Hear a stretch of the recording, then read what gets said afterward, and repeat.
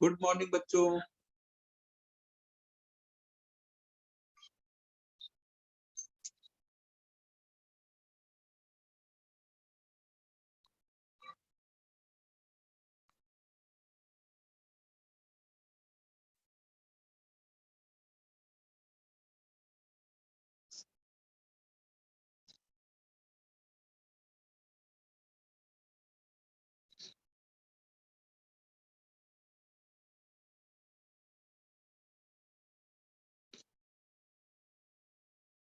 कल जो पढ़ाया था वो आपने रिवाइज कर लिया है?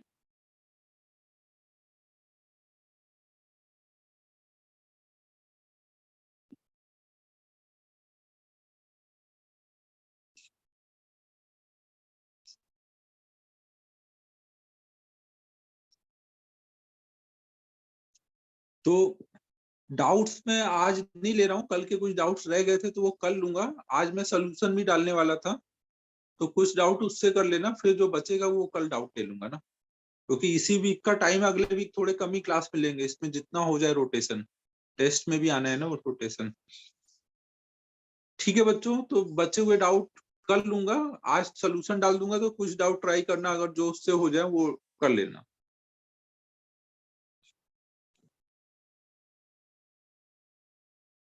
ठीक है, फिर हम लोग अब आगे स्टार्ट कर रहे हैं। कल देखो हम लोगों ने रोटेशन अबाउट फिक्स एक्सिस के प्रॉब्लम कर रहे थे ना, रोटेशन अबाउट फिक्स्ड एक्सिस। तो हमने देखो ये देख लिया था कि अगर कोई बॉडी है, 2-3 दिन की ही मिलेगी क्रिस यार। देखो हमने कल देखा था कि अगर कोई भी बॉडी है, वो मान लो किसी एक्सिस के अबाउट फिक्स है, तो उसके लिए हमने क्या क्या देख लिया है। एक तो उसका, अगर हमें मोमेंटम निकालना है, कोई भी रोटेटिंग सिस्टम का मोमेंटम निकालना है, तो उसके सेंटर ऑफ मास का मोमेंटम निकाल लेंगे। रोटेटिंग बॉडी की काइनेटिक एनर्जी निकालनी है, मतलब उसकी रोटेशनल काइनेटिक एनर्जी निकालनी है, तो उसके लिए हम लोग हाफ आई ओमेगा स्क्वायर, और आई हमेशा किसके अबाउट निकालते हैं? फिक्स एक्सिस के अबाउट। ठीक है बच्चों, फिर हमने देखा था टॉर्क इक्वल टू होता है आई अल्फा, टॉर्क की एक्सिस के अबाउट लेंगे जो फिक्स्ड एक्सिस होगा।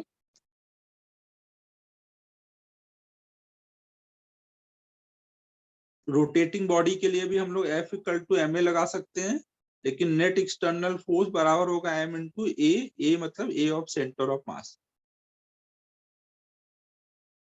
ठीक है, किसी को कोई दिक्कत परेशानी? जब भी कोई बॉडी रोटेट कर रही होगी तो बॉडी पे पड़ने वाला हर पॉइंट क्या कर रहा होगा? सर्कुलर मोशन कर रहा होगा ना। सर्कुलर मोशन अगर कोई बॉडी कर रहा है तो वहां पे कोई भी पॉइंट के कितने एक्सीलरेशन होंगे? रोटेटिंग बॉडी के कोई भी पॉइंट के कितने एक्सीलरेशन होंगे बच्चों?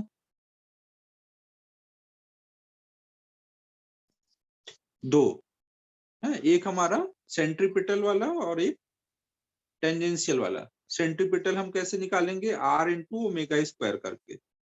टेंजेंशियल कैसे निकालेंगे? आर इंटू अल्फा करके। अगर दोनों हैं तो वहां नेट कैसे निकालेंगे? Under root of A C square plus A T square. Omega पूरी बॉडी में पड़ने वाले हर पॉइंट के लिए सेम होगा या अलग होगा? ओमेगा बताओ बच्चों, ये सेम होता है या अलग होता है? सेम ना। अल्फा, अल्फा हर पॉइंट के लिए सेम होगा या अलग होगा? अल्फा की बात कर रहा हूं, अल्फा भी हर पॉइंट के लिए सेम होगा। अल्फा क्या होता है? D omega by D T. अगर हर पॉइंट का ओमेगा सेम है तो D omega by D T भी सेम आएगा ना सब पॉइंट के लिए। समझो बच्चों, हर पॉइंट के लिए ओमेगा और अल्फा सेम होते हैं। आर हर पॉइंट के लिए अलग अलग होगा, लेकिन ओमेगा और अल्फा हर पॉइंट के लिए सेम होते हैं। ठीक है, तो इस पे हम लोगों ने देखो कल प्रॉब्लम कर रहे थे तो एक हमने लास्ट क्लास में एक प्रॉब्लम ये दिया था, आधा हुआ था, बाकी पार्ट आपको घर से करने को बोला था कि अगर हमने एक रॉड लिया, उसको एंड पे हिंज कर दिया है, मास m है, लेंथ l है, और यहाँ से छोड़ते हैं, तो जब ये वर्टिकल आ जाएगा ना, तो उस टाइम तक इसमें कितना ओमेगा आ जाएगा ना। एक पार्ट हमने देखा था ओमेगा कितना आएगा, तो वो हमने कल निकाल लिया था।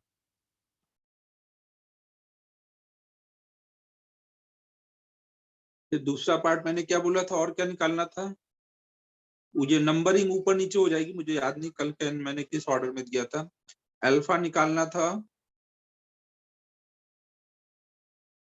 सेंटर ऑफ मास का एक्सीलरेशन निकालने को बोला होगा, और बताओ बच्चों क्या बोला था, हिंज का फोर्स बोला होगा। ठीक है, इतने ही पार्ट दिए थे ना। ठीक है, तो आप लोगों ने ट्राई कर लिया।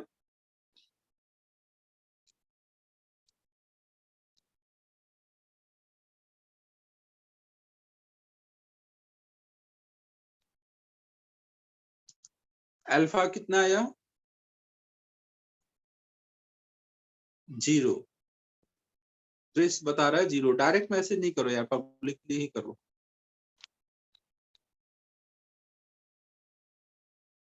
तो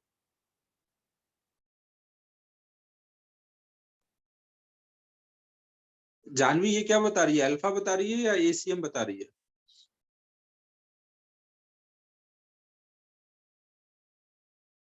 अल्फा, नहीं नहीं, अल्फा तो देख 0 ही आएगा। अभी अगर हम सोचे जब ये अभी वर्टिकल है तब का अल्फा निकालना है ना। जब ये वर्टिकल है तो इस पे फोर्स कौन कौन से लग रहे हैं, जब ये वर्टिकल है तो इसका जो मास होगा mg, वो ऐसे लग रहा होगा ना। तो इस mg का यहाँ से जो एक्सिस जा रहा है इसके प्लेन के परपेंडिकुलर, ये उसको जाके इंटरसेक्ट कर रहा है ना। ये देख पा रहे हो, ये वाला mg वाली लाइन जा करके इसको इंटरसेक्ट कर देगा ना। तो यहाँ पे कोई टॉर्क आ पाएगा, आप समझ लो ना। अगर ये पेन है, पेन ऐसे जब छोड़ते हो तो नीचे गिरा है, लेकिन यहाँ पे जब आ जाएगा तो mg का टॉर्क इसको घुमा पाएगा। वो स्पीड की वजह से आगे जाएगा, लेकिन टॉर्क क्या यहाँ लगेगा नीचे वाले पॉइंट पर, mg नीचे को ही लग रहा है, तो उसको ऊपर एक्सटेंड करोगे तो ये एक्सिस है ना, उसको वो इंटरसेक्ट करेगा। तो टॉर्क कितना आएगा बच्चों यहाँ पर,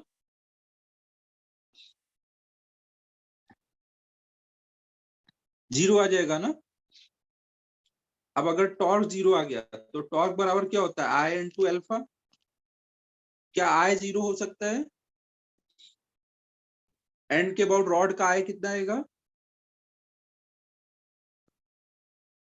ml/3 आएगा ना। तो ये वाला टर्म तो 0 नहीं हो सकता, आई 0 नहीं हो सकता, इसका मतलब क्या है, अल्फा 0 है यहाँ पर। लोएस्ट पॉइंट पे अल्फा 0 है ना, लोएस्ट पॉइंट पे अल्फा। अब नेक्स्ट पॉइंट आता है एसीएम निकालना। एसीएम अब अगर हम सोचें तो एसीएम हमें पता है कि भाई यहाँ पे सेंटर ऑफ मास कौन से पाथ पे चल रहा है, क्या स्ट्रेट लाइन में चल रहा है सेंटर ऑफ मास। बच्चों सेंटर ऑफ मास कैसे पाथ पे चल रहा है,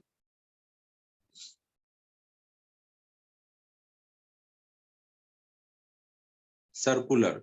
अगर centre of mass circular path पे चल रहा है तो उसके एक्सेलरेशन हम क्या बोलेंगे, दो एक्सेलरेशन हो सकते हैं, एसी और एटी। तो एटी की वैल्यू यहाँ पे कितनी बोलोगे आप, लोएस्ट पॉइंट पर एटी की वैल्यू कितनी आएगी, 0, क्योंकि अल्फा आपका 0 है ना।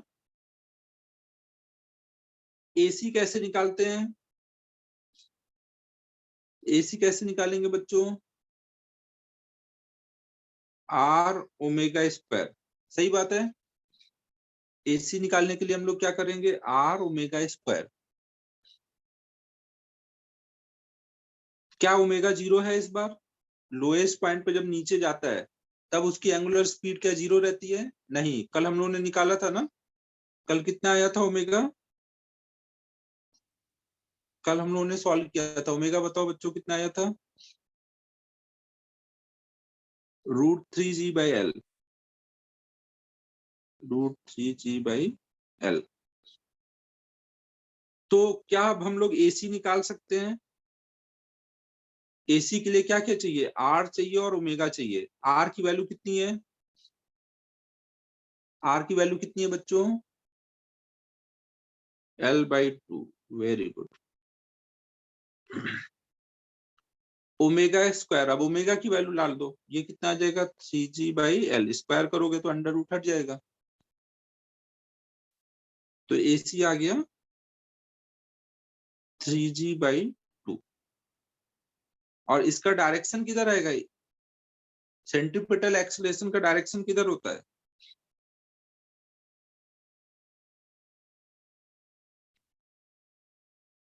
अंदर की ओर। अंदर मतलब यहाँ पे सेंटर की तरफ, ऐसे ना। यहाँ पे ये हमारा AC आ गया।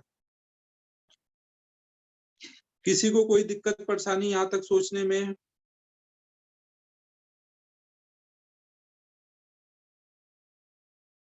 सबको अच्छे से क्लियर है? अब अगर आपने AC निकाल लिया तो क्या आप हिंज का फोर्स निकाल सकते हो? AC मतलब सेंटर ऑफ मास का एक्सीलरेशन आ गया।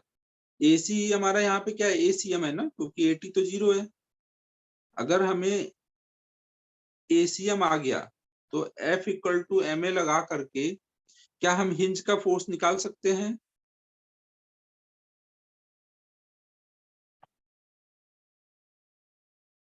बच्चों क्या हम निकाल सकते हैं F=ma लगा करके? नो। नो क्यों बोल रहे हो भाई? हमने देखा है ना, रोटेटिंग बॉडी के लिए भी हम ये फॉर्मूला तो लगा सकते हैं ना भाई। रोटेटिंग बॉडी के लिए भी ये फॉर्मूला तो वैलिड है ना। F नेट एक्सटर्नल फोर्स बराबर m इंटू ACM। अगर आपको ACM पता है, F एक्सटर्नल में से कुछ फोर्स पता है और कुछ फोर्स नहीं पता है, तो जब आप नेट फोर्स लिखोगे तो उसमें जो अननोन होगा वो आ जाएगा। तो अब हम यहाँ पे लगाते हैं रॉड के लिए F=ma। रॉड का एक्सीलरेशन किधर है बच्चों? रॉड का सेंटर ऑफ मास का एक्सीलरेशन किधर है? हॉरिजॉन्टल में या वर्टिकल में? रॉड के सेंटर ऑफ मास का एक्सीलरेशन किधर है? वर्टिकल में। हॉरिजॉन्टल में एक्सीलरेशन नहीं है। वर्टिकल में नीचे को वर्टिकल में या ऊपर को वर्टिकल में? ऊपर को वर्टिकल में। वाह वाह। तो ऊपर को ये सेंटर ऑफ मास का एक्सीलरेशन है। अब फोर्स की बात करो। फोर्स क्या क्या लग रहा है? नीचे को mg लग रहा है। हिंज का फोर्स क्या हमारे अंदर टैलेंट होता है कि हम देख के पता कर लें किधर को लग रहा है? नहीं है टैलेंट, तो हम क्या करेंगे? दो पार्ट में मान लेंगे। एक मान लेंगे ऊपर को वर्टिकल में और एक हॉरिजॉन्टल में। चलेगा बच्चों?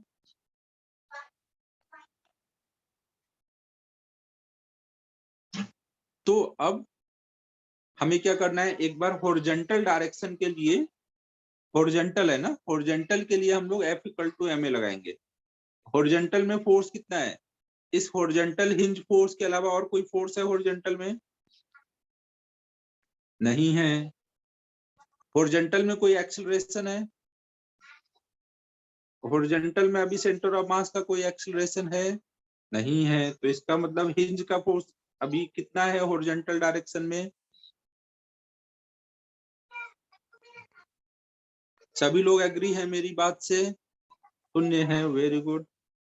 फिर वर्टिकल के लिए अब लगाते हैं। जब हम वर्टिकल में लगाएंगे तो वर्टिकल में देखो फोर्सेस क्या क्या है। ऊपर को Fv, समझो, ऊपर को Fv और नीचे को mg, और सेंटर ऑफ मास का एक्सीलरेशन ऊपर को है। तो इन दोनों में कौन सा बड़ा हुआ है, Fv या mg?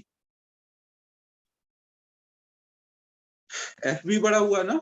जब Fv बड़ा हुआ तो आप नेट कैसे लिखोगे? mg माइनस Fv या Fv minus mg?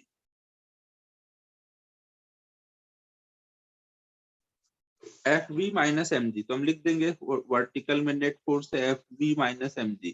Net force, ये नेट F आ गया ना। नेट F बराबर m इंटू ए कितना निकाला है हमने सेंटर ऑफ मास का? ये वैल्यू ऊपर से देख लें, 3g/2। किसी को भी कोई दिक्कत परेशानी यहाँ पर?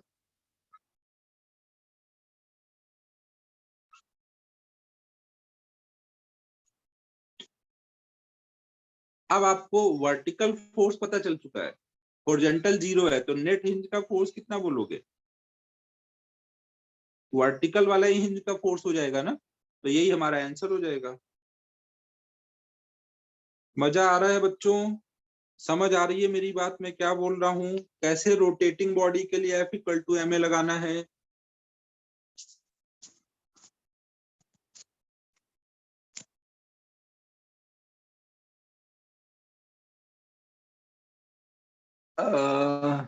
यार ये चैट नीचे चला गया था, मैं देख नहीं पाया। प्रणव तुझे समझ नहीं आया, लैग हुआ?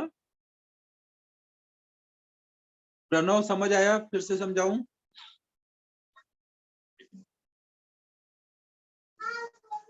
FB क्यों बड़ा है? देखो यहाँ पे श्रेष्ठ, दो फोर्स अगर लग रहे हैं, एक ये फोर्स और ये एक फोर्स, दो फोर्स लग रहे हैं, लेकिन इन दोनों का नेट कैसे डिसाइड होगा किधर है? एक्सेलरेशन किधर आ रहा है? एक्सेलरेशन सेंटर ऑफ मास का किधर आ रहा है?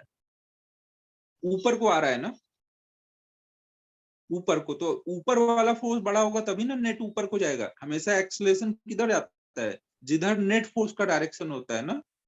आप ये लगाते हो ना, नेट एक्सटर्नल फोर्स बराबर M × A।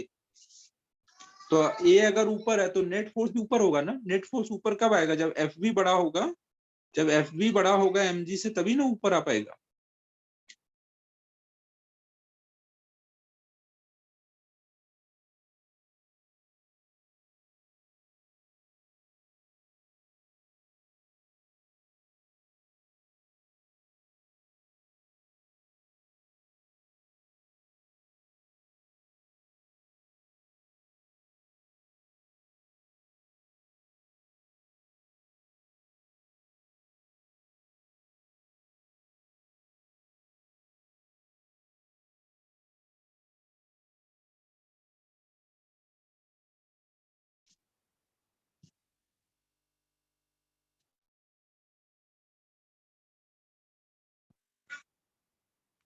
बच्चों आवाज आ रही है? यार ये कॉल आ जाता है तो म्यूट हो जाता है। अभी आ रही है आवाज बच्चों?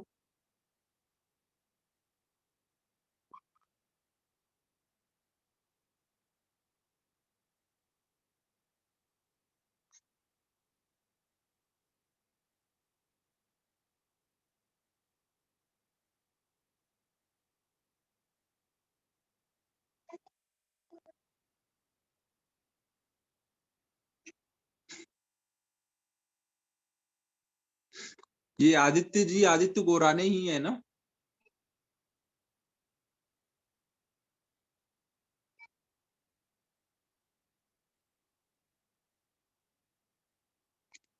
हाँ, ये तो नोट कर ही लो।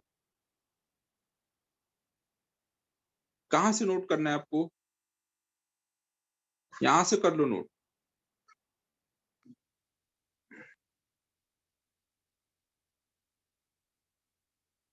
PDF से करना है।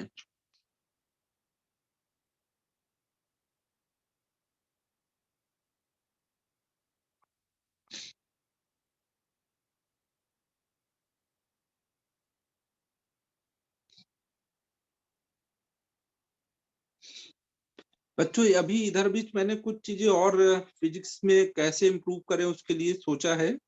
तो उसमें एक चीज मैंने और समझी कि जो अभी तक मैं आपको बोलता रहता हूँ कि आप क्लास के बाद सारी चीजों को रिवाइज करो, उसमें थोड़ा सा इम्प्रूवमेंट और आप कर सकते हो। कि जो भी क्लास में समझ आया है, एक बार नोट्स रिवाइज करने के बाद आप अगर रफ में उन चीजों को लिखते हो, सारा थ्योरी प्रॉब्लम सब कुछ खुद से बिना देखे हुए ट्राई करो लिखने का, तो उससे अंडरस्टैंडिंग और आपके दिमाग में जो चीजें याद होंगी वो ज्यादा बेटर में होंगी। एकदम चीजें आपको अच्छे से याद हो जाएंगी और क्लियर हो जाएंगी। फिजिक्स में अगर आप लिखने का काम करोगे सब पढ़ने के बाद एक बार खुद से, तो बहुत सारी चीजें अच्छे से क्लियर हो जाएंगी। समझ लो बच्चों? Hello hello, 1 2 3। समझ आ रहा है तुम लोग को मैं क्या बोल रहा हूँ? सब कुछ पढ़ने के बाद एक बार अच्छे से आप नोट्स को देख लेना, और फिर सारी चीजों को रफ में एक बार खुद से लिखो। ना, जहां पे भूलते हो वहां पे रेफर कर लो नोट्स और खुद से सारी चीजों को लिखो, सारे डेरिवेशन, सारे प्रॉब्लम। तो आप देखोगे आपको एक अलग ही लेवल की अंडरस्टैंडिंग क्लियर होगी। आप करके देखो ये चीज ना।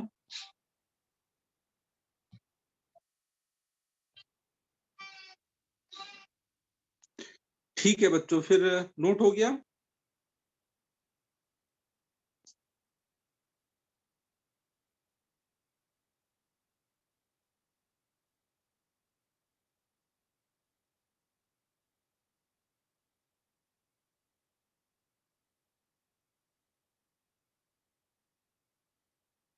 हाँ हाँ सानिध्य, वो सब हिसाब क्लियर है एकदम।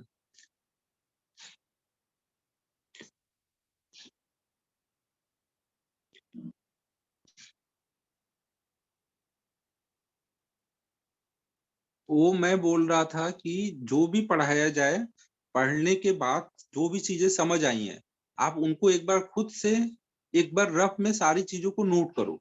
क्या क्या आपने आज समझा है, आपको क्या क्या चीजें समझ आई हैं, क्या पढ़ाया गया था, उसको एक बार जो जो आपको समझ आया खुद से लिखो रफ वर्क में। एक बार फिजिक्स में चीजों को आपने बिना देखे हुए खुद से सब कुछ लिख लिया अगर, तो मतलब आपको हर एक चीज अच्छे से क्लियर है। जानवी, जो भी मेजर टेस्ट में 1 तक आया था, 1 के आगे जो भी चैप्टर हुए 1 प्लस आगे के चैप्टर आएंगे रोटेशन तक, फ्रिक्शन, सर्कुलर, सब कुछ।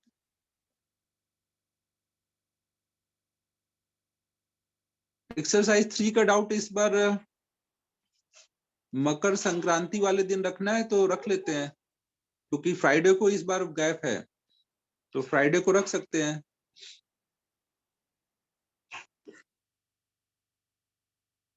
ठीक है चलेगा, फिर फ्राइडे को ही रख देंगे ना, सुबह ऐसे ही क्लास टाइम पे रख देंगे 9 बजे के आसपास। सिलेबस में ये नहीं दिया है, सिलेबस में किसी को कोई भी डाउट है तो मैं क्लियर कर दूं। जितना अभी तक पढ़ाया गया रोटेशन तक सारे चैप्टर आएंगे स्टार्ट से लेके अभी तक।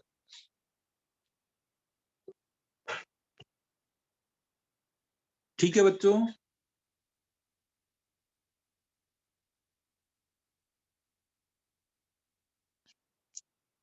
नहीं नहीं, सारे चैप्टर आएंगे, अगर कोई मिस हुआ है, जो भी पढ़ाया गया है क्लास में टेस्ट के पहले तक वहां तक सारा आएगा मेजर टेस्ट में, फिजिक्स हो या मैथ या केमिस्ट्री। फिजिक्स में देखो जो बेसिक मैथ पढ़ाया गया वो समझने के लिए था, उसको मैं पूछूंगा नहीं, पूछूंगा मैं फिजिक्स वाले चैप्टर ही, वेक्टर हो गया, काइनेमेटिक्स, ये सब चीजें, कैलकुलस के 1-2 क्वेश्चन पूछ लेते हैं, नहीं तो ज्यादा मैथ नहीं पूछेंगे, मैथ वाली चीजें मैथ में पूछी जाएंगी।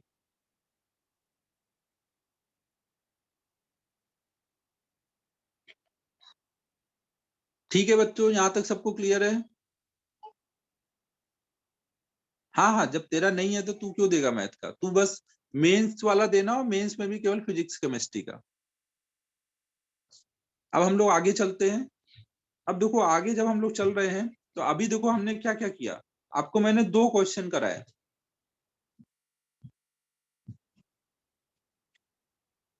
यार अंकित, एडवांस में 2 पेपर, क्योंकि जो सिलेबस है 11th और 12th का पूरा इतना बड़ा सिलेबस है, और एडवांस में 2 पेपर नहीं रखेंगे तो पूरा सिलेबस पूछ ही नहीं पाएंगे ना।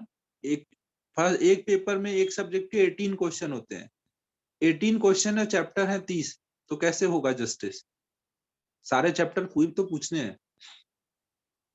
तो अब हम लोग आगे चलते हैं बच्चों। देखो हमने अभी तक क्या क्या कर लिया, हमने आपको एक क्वेश्चन ये किया कि भाई अगर रॉड को मैं यहाँ पे छोड़ूं तो क्या एक्सेलरेशन होगा, फिर एक किया जब वो वर्टिकल में आ चुका होगा तब क्या एक्सेलरेशन होगा। समझ आ रहा है बच्चों? मुझे बातों में मत फंसाओ, मुझे पढ़ाने दो यार, अभी रोटेशन का बहुत सिलेबस है। ये सब चीजें मेजर टेस्ट 1 में भी हो चुकी है, मार्क्स वगैरह आप पंकज सर से पूछ सकते हो। ठीक है बच्चों। अब हम लोग देखो, देखो इस क्वेश्चन में केवल जब आप एसीएम निकालने गए तो आपका क्या था, एटी वाला पार्ट तो था, लेकिन एसी वाला पार्ट यहाँ पे 0 था, क्योंकि ओमेगा शुरू में 0 था।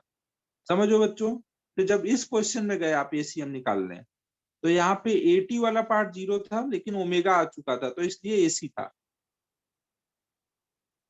समझ आ रहा है मैं क्या बोल रहा हूं?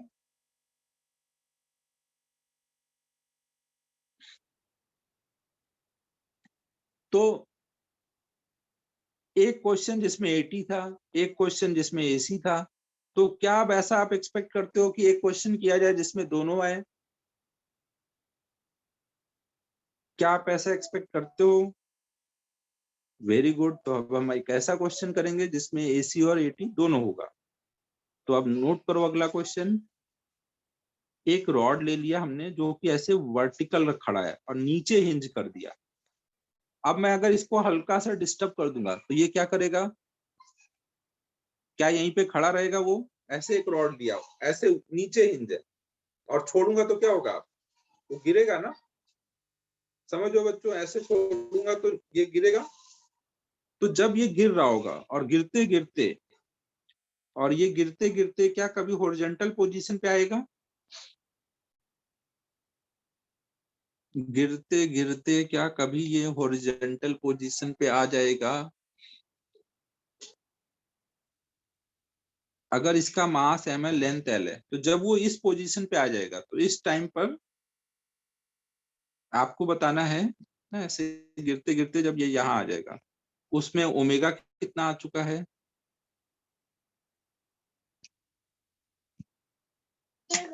हाँ। नहीं अभी है। दूसरा अल्फा कितना होगा? अल्फा और ओमेगा आ जाएगा तो आप निकाल सकते हो वहां पर ACM की वैल्यू कितनी होगी। और जब ये आ जाएगा तो आप निकाल सकते हो कि हिंज का फोर्स कितना लग रहा है। सबको मेरी बात समझ आ रही है?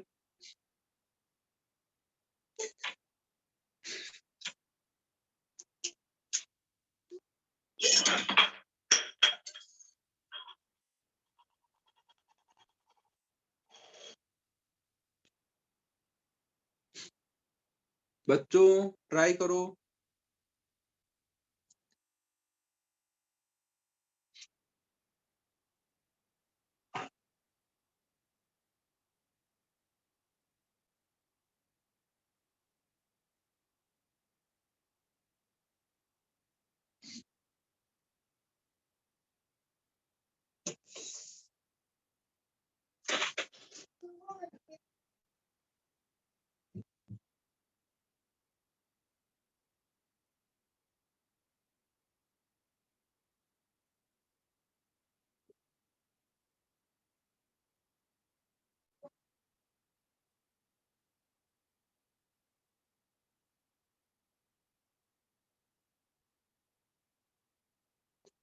ये इनिशियल है ना, इनिशियली रॉड यहाँ पर है, और जब वो यहाँ हॉरिजॉन्टल हो जाएगा तब का निकालना है।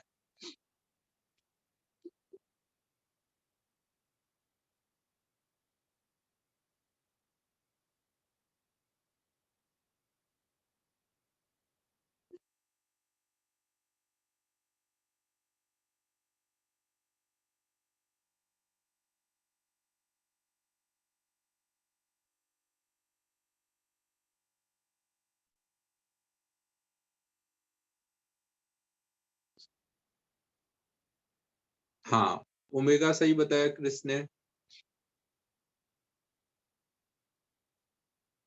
हिंज हमारा स्मूथ है, कोई फ्रिक्शन नहीं है हिंज पे ना, एकदम स्मूथली वो रोटेट कर सकता है, कोई एनर्जी का लॉस नहीं होगा।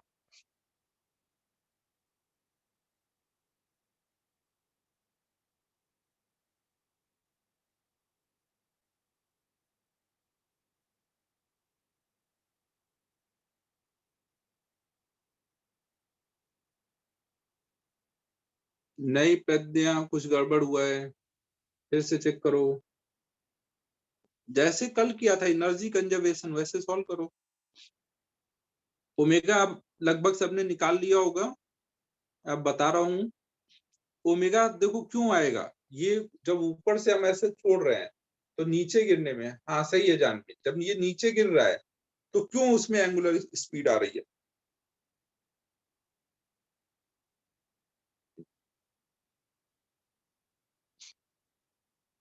बताओ बच्चों, उसमें क्यों एंगुलर स्पीड आ रही है?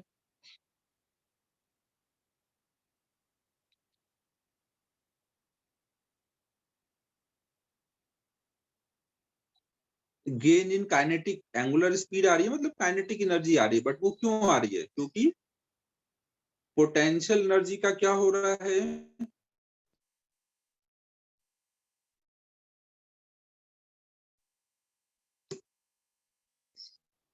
लॉस हो रहा है। पोटेंशियल एनर्जी का क्या हो रहा है? लॉस। तो हम देखो यहां लगा सकते हैं, लॉस इन पोटेंशियल एनर्जी बराबर होगा गेन इन काइनेटिक एनर्जी। सही बात है। तो लॉस करा देते हैं, कितने का लॉस हो जाएगा? अगर हम इसको रेफरेंस लेवल लें तो रॉड का सेंटर अभी कितने हाइट पर है? L/2 हाइट पे है ना, और बाद में यहाँ आ गया, तो कितनी पोटेंशियल एनर्जी का लॉस हो जाएगा? mgl/2। वेरी गुड बच्चों, mgl/2। तो ये लॉस बराबर हम कर देंगे हाफ mv² के, हाफ mv²। नहीं, हम करेंगे हाफ आई ओमेगा स्क्वायर, क्योंकि ये रोटेटिंग बॉडी है, इसकी काइनेटिक एनर्जी हम कैसे लिखते हैं? हाफ आई ओमेगा स्क्वायर करके। आई की वैल्यू कितनी डाल देंगे? ml²/3, क्योंकि एंड के अबाउट घूम रहा है ना।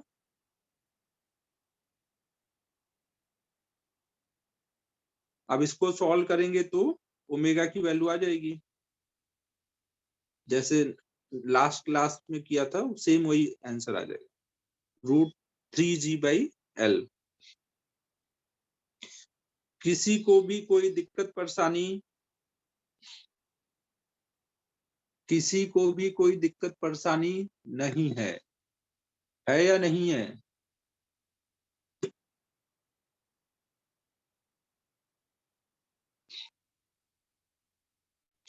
वेरी गुड बच्चों। अब आप बताओ, अगर हमने ओमेगा निकाल लिया है, पहला पार्ट अपना हो गया, दूसरे पार्ट के लिए क्या करें? आंसर नहीं याद रखना है, फिर आंसर नहीं याद रखना है, आपको तरीका समझना है ना, कि पोटेंशियल एनर्जी का लॉस होता है, वो काइनेटिक एनर्जी में चला जाएगा, तो दोनों इक्वेट करके सॉल्व कर देंगे। समझो, क्योंकि कुछ भी क्वेश्चन आ सकता है ना, आप कितने आंसर याद करोगे? इसी में हो सकता है मैं भाई यहाँ पे एक पार्टिकल अटैच कर दूं, एक पार्टिकल भी अटैच कर दूं, वो भी गिर रहा है, तो चेंज हो जाएगा। आपको मेथड समझना है, फिजिक्स में रट्टाफिकेशन पे ज्यादा नहीं जाना है।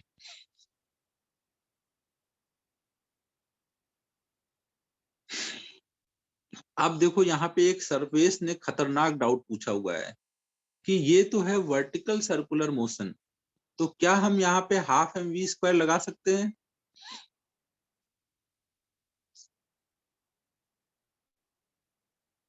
बताओ बच्चों, क्या सर्कुलर मोशन कौन से टाइप का है वो डिसाइड करेगा काइनेटिक एनर्जी के लिए क्या यूज करना है, या मोशन कौन सा हो रहा है, लीनियर या रोटेशनल, वो डिसाइड करेगा?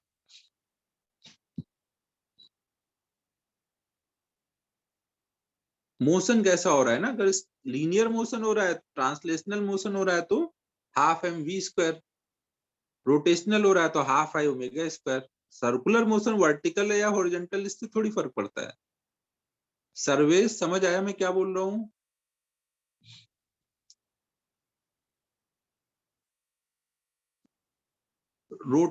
रोटेशनल काइनेटिक एनर्जी का फॉर्मूला अलग है, वो कितना है? Half I omega. जब भी एक पेन ट्रांसलेट कर रहा है, अगर ऐसे ट्रांसलेट कर रहा है तो इसकी काइनेटिक एनर्जी क्या होगी? हाफ mv², क्योंकि हर पॉइंट की स्पीड सेम है ना, समझो, हर पॉइंट की स्पीड सेम है तो हाफ mv²। लेकिन जब ये रोटेट करेगा तो क्या हर पॉइंट की स्पीड सेम होगी? इसकी स्पीड कम होगी, आर बढ़ता जाएगा तो आर ओमेगा स्पीड भी बढ़ेगी ना, जब एक पेन रोटेट करेगा।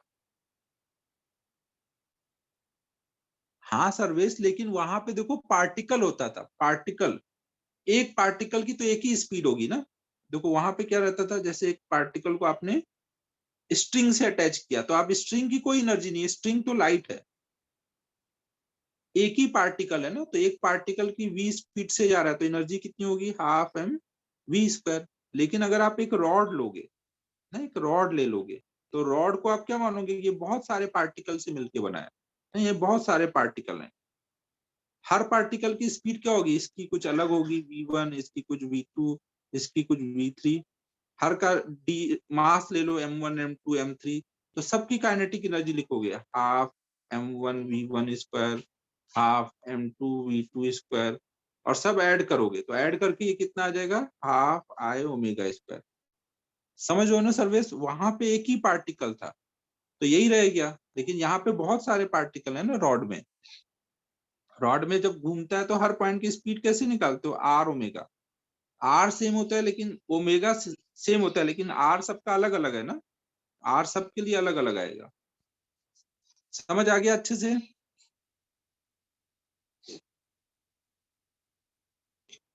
ठीक है बच्चों, इसको रब कर दो, इसको लिखे रहने की जरूरत नहीं है ना, मेरे को जगह चाहिए समझाने के लिए, तो ये रब कर दे रहा हूं ना।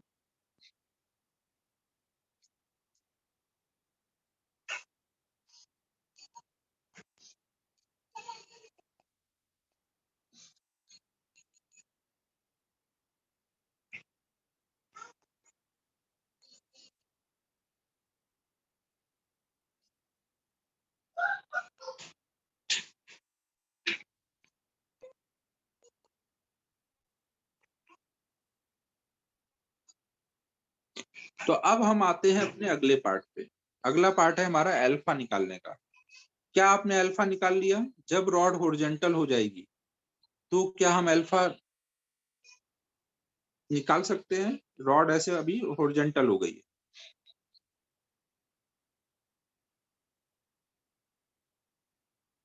कैसे निकालेंगे अल्फा।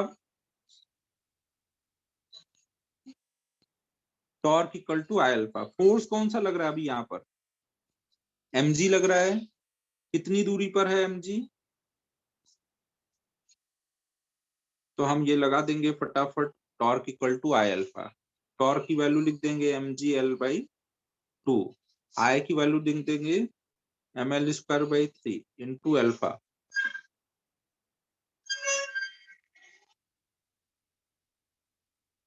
एकदम सब कुछ सही है, एकदम सिंपल है, सब समझ आ रहा है, कोई टेंशन नहीं है लाइफ में। सही बात है बच्चों, किसी को कोई दिक्कत परेशानी नहीं है। ठीक है, अल्फा आ गया।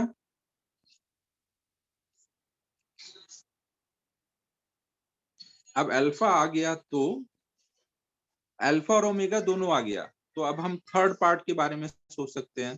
थर्ड पार्ट हमारा क्या था, एसीएम निकालना। रॉड अभी हॉरिजॉन्टल हो चुकी है ना, रॉड हॉरिजॉन्टल हो चुकी है। रॉड कौन से पाथ पे चलती हुई आई है, रॉड का सेंटर कौन से पाथ पे चल रहा है, रॉड का सेंटर ऐसे सर्कुलर पाथ पे चल रहा है ना, ऐसे जा रहा था, तो अभी वो सेंटर यहाँ आ चुका है, तो अब उसका एक्सेलरेशन कैसे निकालेंगे।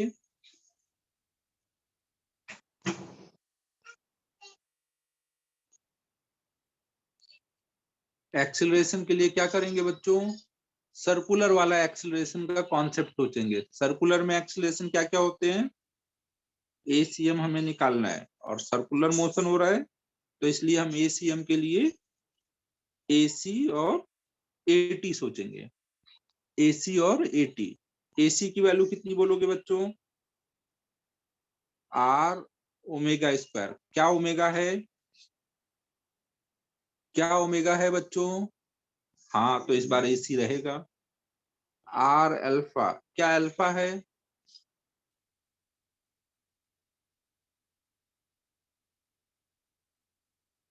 तो एटी भी रहेगा। अब एसी एटी दोनों है तो नेट एक्सेलरेशन निकाल लेंगे, कर लेते हैं। एसी इक्वल टू आएगा आर, आर कितना लिया जाए, L/2। उन्होंने तो सब लिख ही दिया, क्या इतना टाइम पास करना। ओमेगा का स्क्वायर करोगे तो क्या होगा, √3g/L का स्क्वायर, तो रूट हट जाएगा ना, तो एसी आ गया हमारा 3g/2। ठीक है बच्चों, फिर आता है एटी।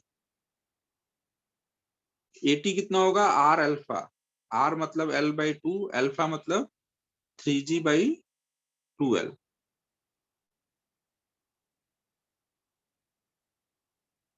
ठीक है, 1 मिनट रुकना बच्चों ना।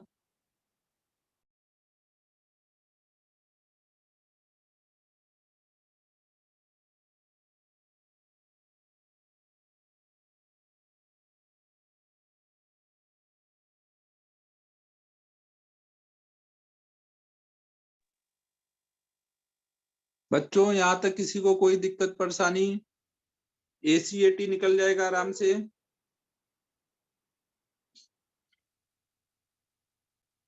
ठीक है, अब ACAT आ जाएगा तो नेट एक्सलेरेशन के लिए हम क्या करेंगे, ACM निकालना है।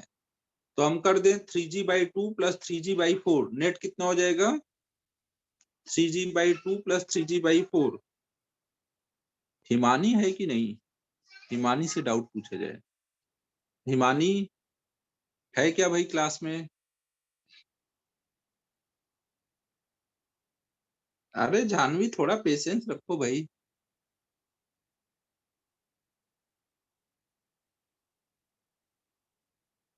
है हिमानी है भाई।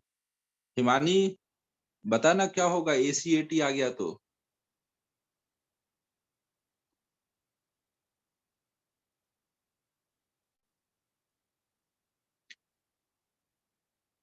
माइक खराब होगा।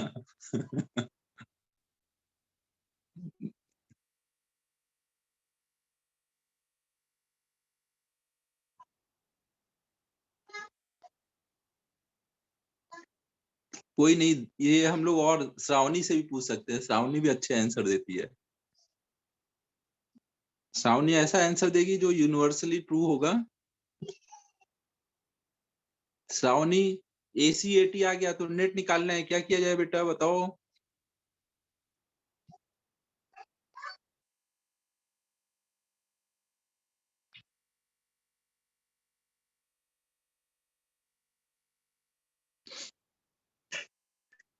श्रावणी पक्का, श्रावणी का इंटरनेट इशू होगा, लॉग आउट हो गई होगी अब वो। श्रावणी है या चली गई? श्रावणी के साथ ये दिक्कत रहती है, तुरंत उसका इंटरनेट खराब हो जाता है दिगे है अभी। श्रावणी दिगे, दिगे बोल दे भाई। ये सब क्या नेट, ये क्लास लगा के सो गए हैं क्या? कोई का आता पता ही नहीं है। क्लास में स्ट्रेंथ तो देख लो 83 दिख रही है, लेकिन जनता रिस्पॉन्ड कर नहीं रही है, ये ठंड का असर है सब। ऑनलाइन क्लास लगाओ और सो जाओ।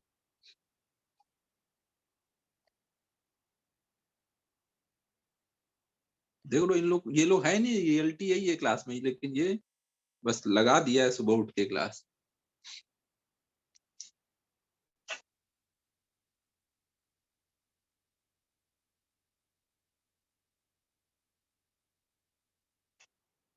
आयुष चिन्मय टाइम वेस्ट नहीं करता भाई।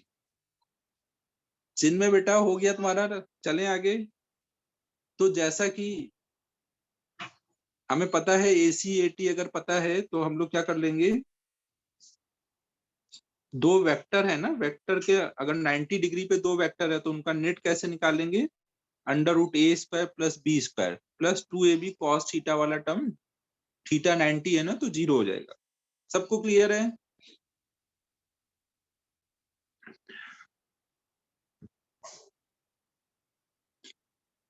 अब आता है लास्ट पॉइंट, हिंज का फोर्स। अब ये देखते हैं कौन बताता है। हिंज का फोर्स बच्चों अब बताओ क्या होना चाहिए।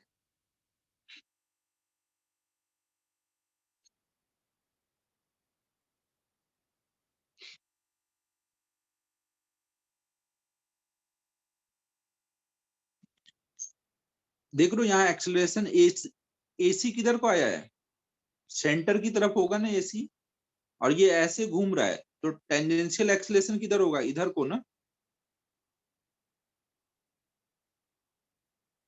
ये बात क्लियर है बच्चों?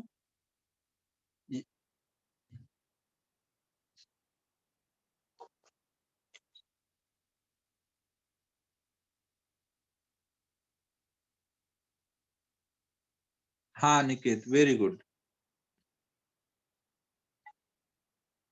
83 से 81 हो गए, 2 लोग चले गए लग रहा है, हिमानी और श्रावणी। नहीं श्रावणी है, कोई और गया है।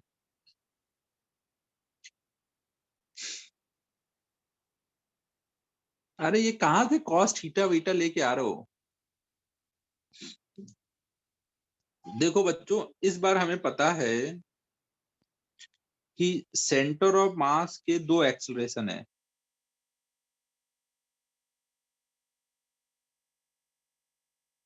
F H is centrifugal force. ये सेंट्रीफ्यूगल क्या होता है भाई? सेंट्रीफ्यूगल, सेंट्रीपिटल, क्या क्या ले आए तुम लोग?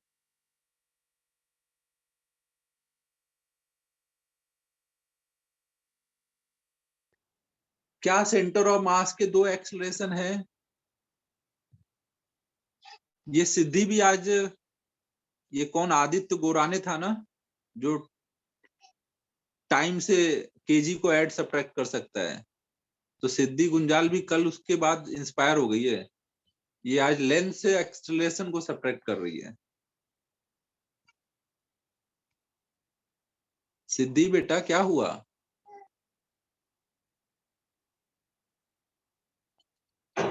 कितने किलो का दिमाग लगाया तुमने इसमें?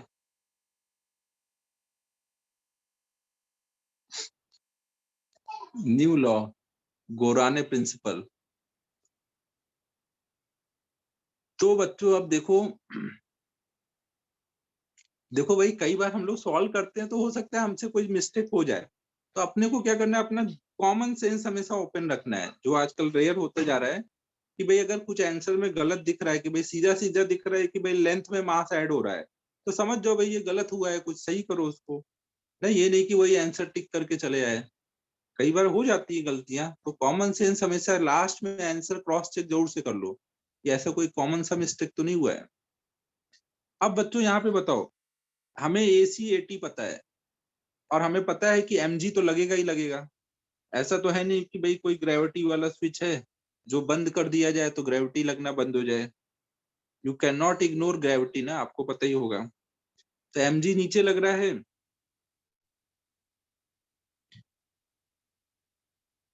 एमजी नीचे लग रहा है। हिंज का फोर्स हम किधर को लगा देंगे? हिंज का फोर्स बच्चों हम किधर को लगा देंगे? एक मान लेंगे कि हॉरिजॉन्टल में है, और एक मान लेंगे वर्टिकल में है। कोई हो सकता है वर्टिकल वाला मान ले नीचे को लग रहा है, ऐसा भी मान सकते हैं। बट थोड़ा भी कॉमन सेंस रखो। हिंज क्यों लगाया गया है? कि नीचे गिरने से रोके। अगर वो नीचे गिरने से रोकना है तो वो नीचे को ही फोर्स लगाएगा, तो रोक पाएगा क्या? बॉडी वैसे ही नीचे को गिर रही है, हिंज भी नीचे को लगाएगा, तो सब मिलके नीचे ही जाएंगे ना।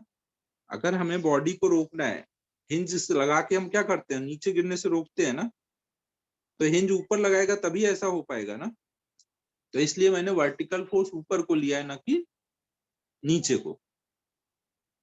सही बात है भाई, एकदम लॉजिकल है, कोई दिक्कत नहीं है इसमें। हाँ या ना, हाँ ना बोलो बच्चों।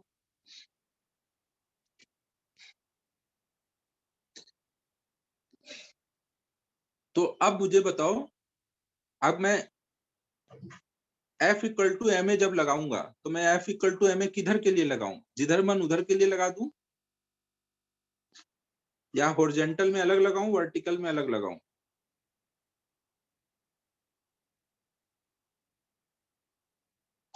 अलग अलग लगा देते हैं, हॉरिजॉन्टल के लिए अलग और वर्टिकल के लिए अलग। अगर मैं हॉरिजॉन्टल के लिए लगाऊंगा, तो हॉरिजॉन्टल में कितने फोर्स लग रहे हैं? हॉरिजॉन्टल में बताओ कितने फोर्स लग रहे हैं बच्चों? एक ही लग रहा है ना, तो यही हॉरिजॉन्टल का नेट फोर्स है। हॉरिजॉन्टल में नेट फोर्स कितना है? F H. और हमें पता है कि भाई नेट फोर्स हमेशा किसके बराबर होता है? एम इंटू ए। यहाँ पे ए कौन सा वाला लोगे, हॉरिजॉन्टल वाला वर्टिकल वाला?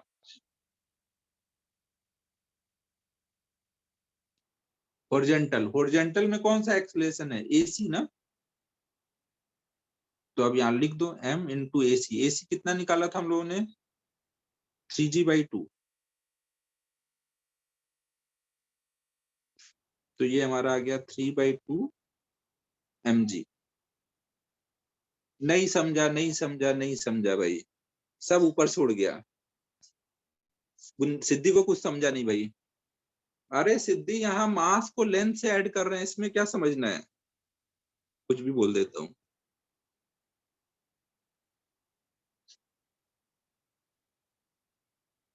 सिद्धि, मास को लेंथ में ही तो ऐड करना है, इसमें क्या दिक्कत है तुझे, है कि नहीं बच्चों, कोई दिक्कत है इसमें? कितना इजी है ये सब।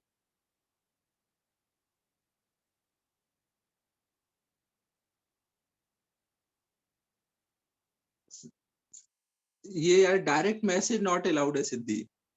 सिद्धि बोल रही मस्ती नॉट अलाउड, बट एक्चुअल में क्या अलाउड नहीं है, direct message is not allowed. You can message only publicly ना। बाकी मराठा वालों की इंग्लिश तगड़ी है, देखो मस्ती नॉट अलाउड। तो अब देखो बच्चों, सिद्धि देखना भाई मैं क्या बोल रहा हूँ। देख हॉरिजॉन्टल में एक्स एक्सिस में अलग एम इंटू ए लगा, F equal to M A horizontal में। अब वर्टिकल में भी लगाना है ना भाई, अपन को पता है ना कि एक्स एक्सिस का मोशन और वाई एक्सिस का मोशन एक दूसरे से इंडिपेंडेंट होता है ना। सिद्धि बेटा हमें पता है क्या कि एक्स एक्सिस का मोशन वाई एक्सिस के मोशन से इंडिपेंडेंट होता है। तो जब हम एक्स में लगाएंगे F equal to M A, तो वाई के बारे में नहीं सोचेंगे। क्या हमें ऐसा पता है? जल्दी हाँ या ना कर यार, जल्दी बता। समझा या नहीं समझा मैं क्या बोल रहा हूँ? एक्स डायरेक्शन का मोशन और वाई डायरेक्शन का मोशन अलग अलग होता है ना। जब हम एक्स में लगाएंगे,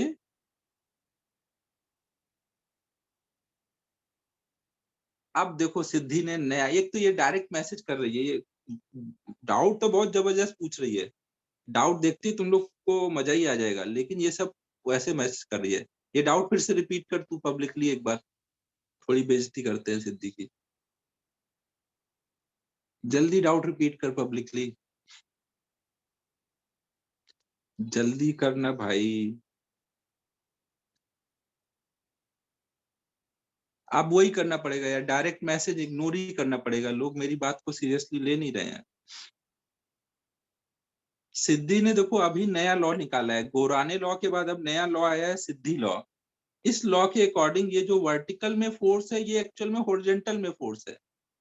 according to new law that is called सिद्धि law, vertical force is not vertical, it is actually horizontal. तो यहाँ पे जब हम हॉरिजॉन्टल में लिखेंगे तो यहाँ हम वर्टिकल भी ऐड कर लेंगे।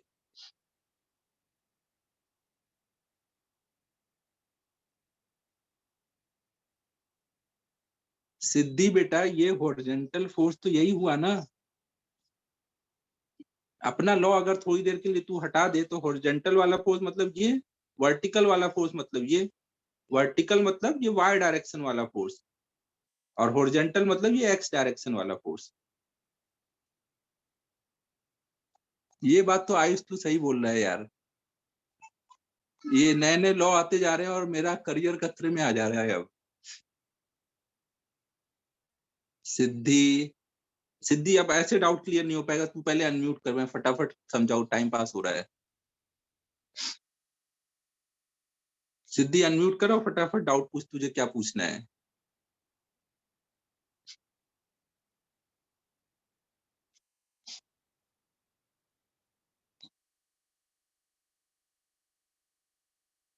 अच्छा अलाउ कर रहा हूँ, 1 मिनट।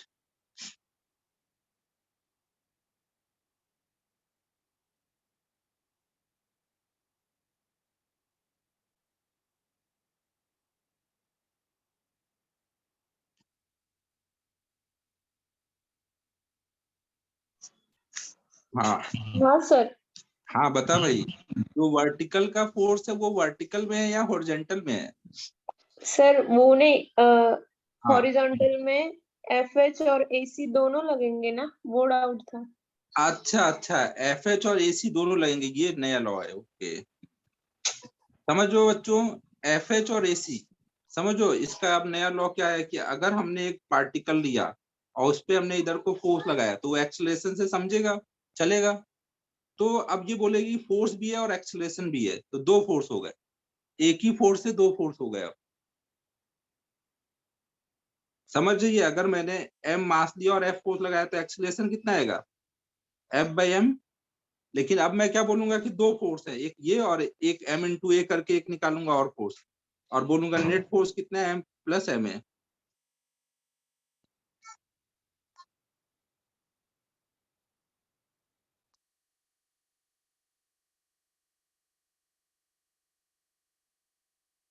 अगर न्यूटन साहब होते तो भाई साहब वो खाई में अभी कूद जाते,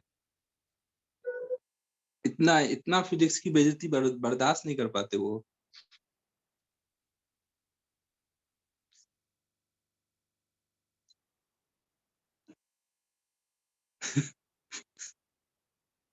एक्सेलरेशन तो नेट फोर्स की वजह से आता है ना सिद्धि, एक्सेलरेशन किसकी वजह से आता है, नेट फोर्स। तो फोर्स देखना, यहाँ फोर्स कौन सा है, फोर्स देखिए एफ है, तो फोर्स बराबर करेगी m इंटू ए।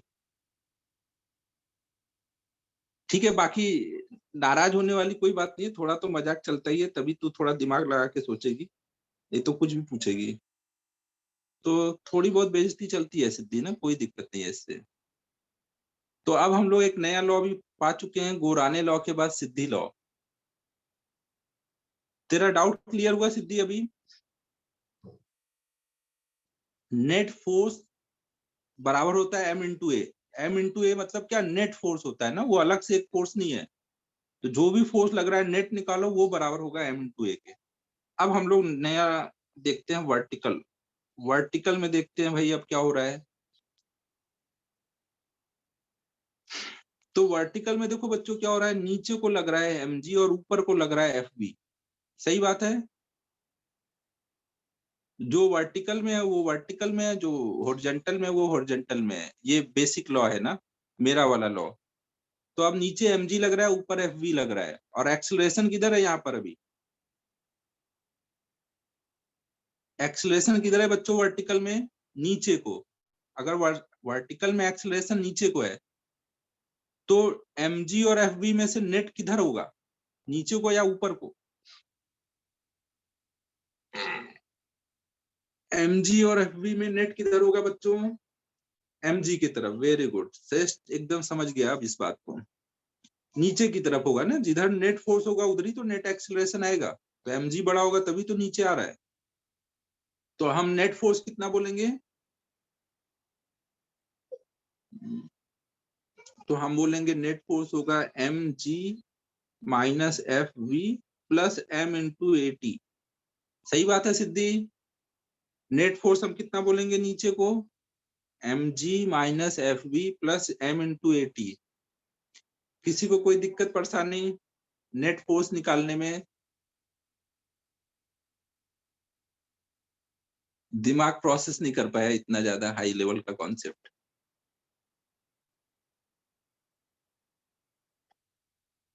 तो ये अपना सिद्धि लॉ से था ना, अपन जो पढ़ते हैं उस लॉ से नहीं था ये, अपन जो पढ़ते हैं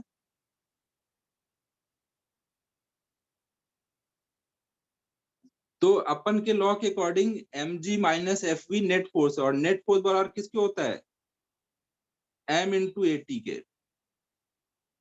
सिद्धि यार बोल नहीं रही है तू, नाराज हो गई क्या, ये बात सबको क्लियर है।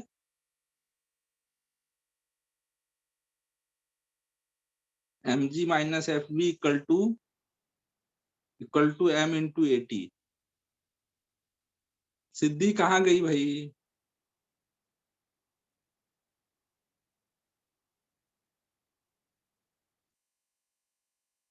सिद्धि बेटा कहाँ गए। तो ये कितना हो जाएगा, mg बाय 4, लॉ बनाने। तो वैसे श्रावणी लॉ लॉ भी निकालना पड़ेगा, दीघे तू बोल नहीं रही है। दीघे लॉ क्या है कि इंटरनेट खराब है।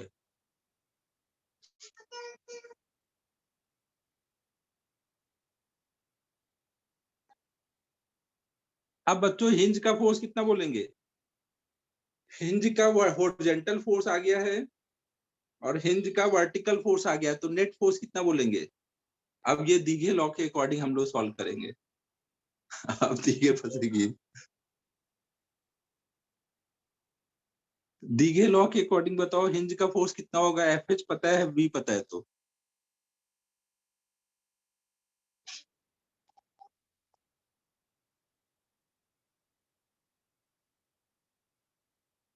दीघे कहाँ गई?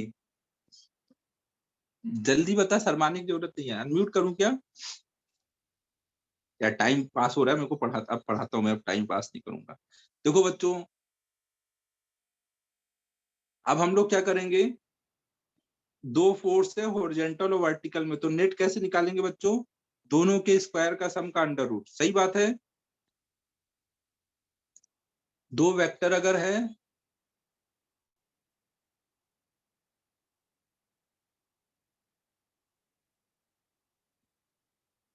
आगे चले बच्चों, यहां तक सबको क्लियर हो गया है?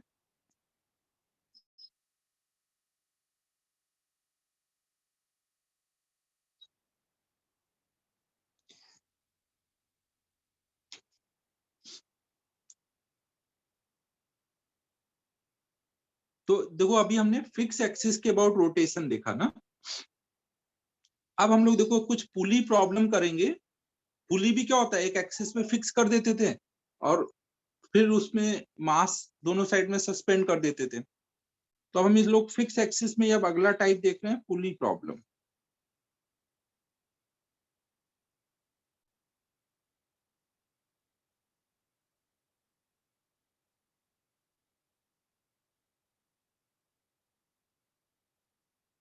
देखो, अभी तक हमारा पुली कैसा होता था?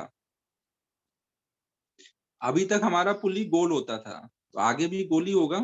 ये पुली देखो क्या है हमारा, ये उसका एक्सिस होता था ना, इस प्लेन के परपेंडिकुलर, यहाँ पे हिंज होता था। तो हिंज के अबाउट वो रोटेट कर सकता है ना, ये आपका हिंज है वहां पर। और हम क्या करते थे, दोनों साइड से ऐसे स्ट्रिंग लेके जाते थे उसके ऊपर से ना, ऐसे स्ट्रिंग जाती थी ना। नहीं, ये स्ट्रिंग ऐसे जाती थी, यहाँ मास लगा देते थे। याद है बच्चों?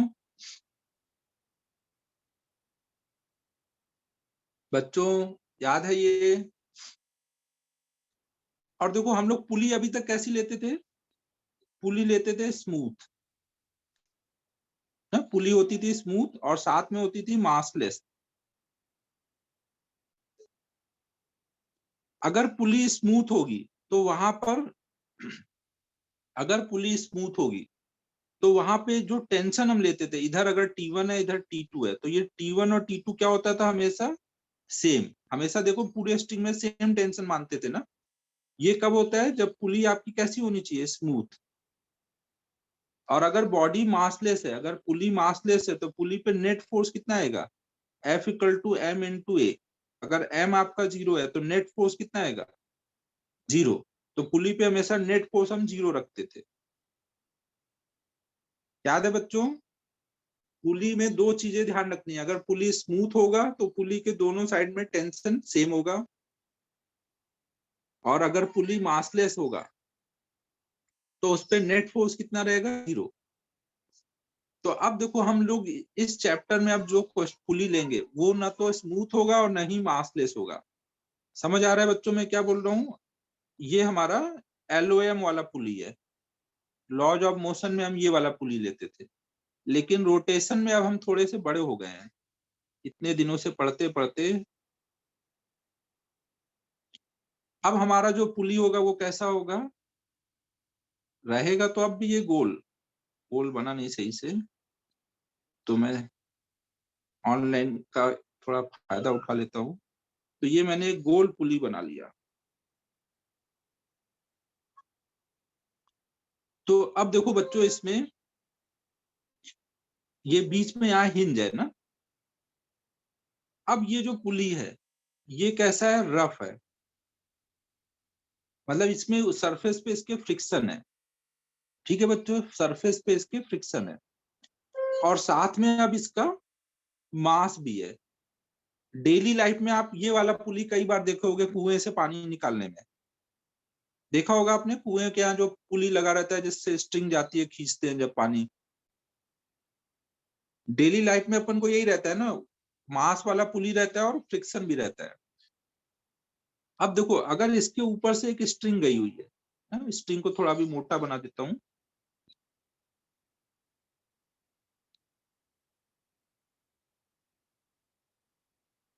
स्ट्रिंग बच्चों अब भी मासलेस ले रहे हैं ना, ये स्ट्रिंग गई हुई है, थोड़ा स्ट्रिंग की थिकनेस दिखाई हुई है ना, ये स्ट्रिंग है।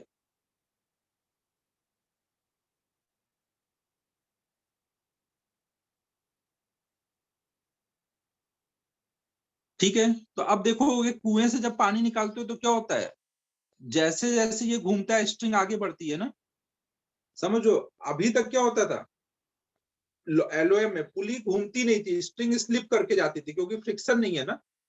समझो अगर ये पुली है, इसमें जब फ्रिक्शन होगा तब स्ट्रिंग इसको घुमा पाएगी ना, ये घूमेगा कब, रोटेट कब करेगा ये, जब फ्रिक्शन होगा, नहीं तो स्ट्रिंग ऐसे स्लिप करके चली जा रही थी।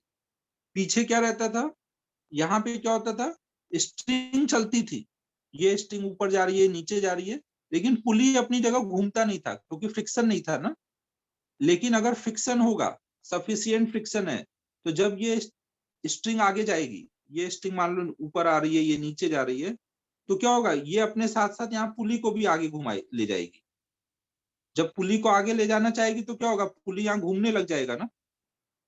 समझ आ रहा है बच्चों, कुएं से पानी निकालने में देखते हो पुली घूमती है तेजी से, वहां पे पुली रुकी नहीं रहती है। पुली अगर स्मूथ होती तो फिर पुली घूमती नहीं, फिर उसके ऊपर से स्ट्रिंग केवल मूव करती, लेकिन फ्रिक्शन रहेगा तो पुली भी साथ साथ घूमेगी। समझ आ रहा है बच्चों, पुली यहाँ पे साथ साथ घूमेगी अगर पुली में फ्रिक्शन है। और हमने बोल दिया कि सफिशिएंट फ्रिक्शन है, तो कभी भी पुली पे स्ट्रिंग स्लिप नहीं होगी, पुली पर उसके साथ साथ ही आगे जाएगी। कुएं वाले में बहुत फ्रिक्शन रहता है, आप देखते हो हमेशा वो साथ साथ आगे जाती है, उस पर घूमती रहती है पुली और स्ट्रिंग आगे जाती रहती है। समझ आ रहा है बच्चों, तो जब रोटेशनल वाला आप लोगे तो वहां पे क्या डिफरेंस आ जाएगा, पुली अब घूमेगी, जब पुली घूमेगी तो पुली का कोई भी पॉइंट का स्पीड कितना होगा, इस पॉइंट का स्पीड कैसे निकालोगे, v equal to R omega ना, है कि नहीं बच्चों, v equal to R omega.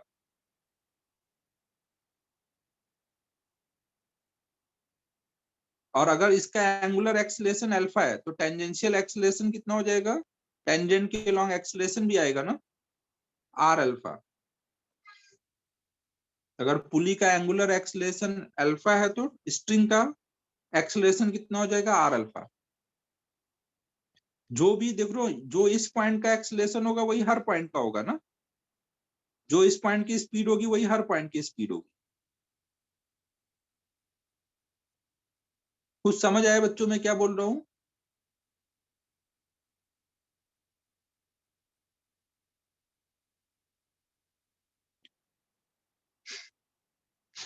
अब देखो जब यहाँ पर ये जो स्ट्रिंग है, ये स्ट्रिंग अभी क्या एक फ्रिक्शन वाले सरफेस पे है ना, तो एक तरह से इस पे एक तरह से वो अटैच हो गई है। तो अब इधर वाली स्ट्रिंग को अलग स्ट्रिंग मानोगे, इधर वाली स्ट्रिंग को अलग, तो दोनों साइड का टेंशन सेम नहीं होगा, इधर का टेंशन T1 इधर का T2, और बीच में एक तरह से वो कहीं अटैच हो गई है, तो अटैच होने के बाद दोनों साइड का टेंशन अलग अलग हो जाता है। अगर इधर का टेंशन T1 है और इधर का T2 है, तो यहाँ पे टेंशन क्या होगा, T1 equal to not equal to T2। समझ आ रहा है बच्चों मैं क्या बोल रहा हूँ, जब भी पुली में फ्रिक्शन आ जाएगा तो दोनों साइड में टेंशन सेम नहीं होगा।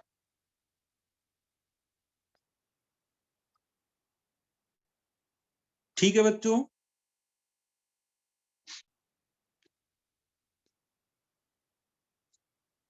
तो अब देखो जैसे मान लो आपको ये क्वेश्चन एक दिया जाए कि मान लो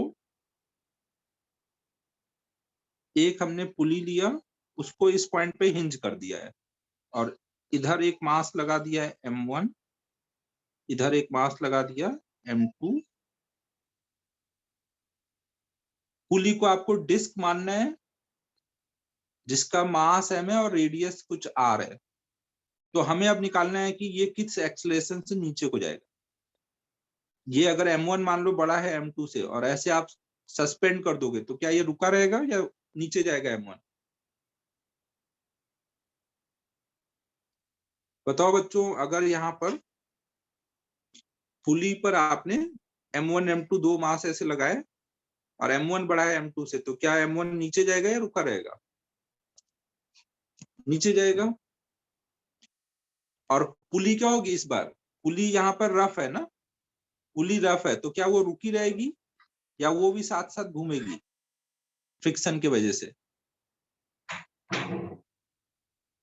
समझो ना, जब एक सरफेस और दूसरे सरफेस के बीच में फ्रिक्शन होगा और सफिशिएंट फ्रिक्शन है, तो स्ट्रिंग जाएगी तो वो अपने साथ पुली को ले जाएगी ना, तो पुली के सारे पॉइंट घूमने लग जाएंगे, पुली घूमेगी ना।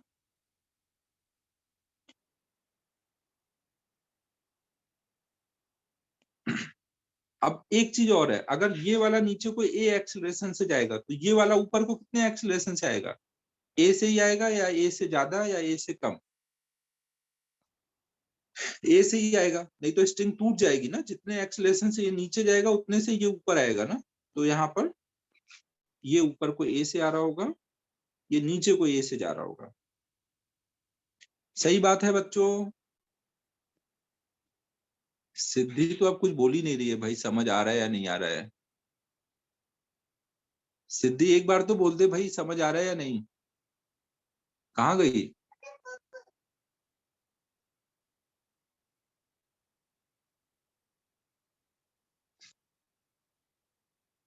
Very good.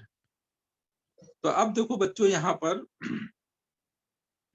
ये अगर ए एक्सेलरेशन से ऐसे जा रहा है तो पुली का ये वाला पॉइंट क्या होगा? अगर ये ऊपर को ए से आ रहा है तो पुली का ये वाला पॉइंट क्या होगा? नहीं अनिकेत, 2 मिनट रुको। अगर ये पॉइंट, ये ब्लॉक ऊपर को आ रहा है तो पुली का ये पॉइंट किधर जा रहा होगा? ऊपर को, नीचे को?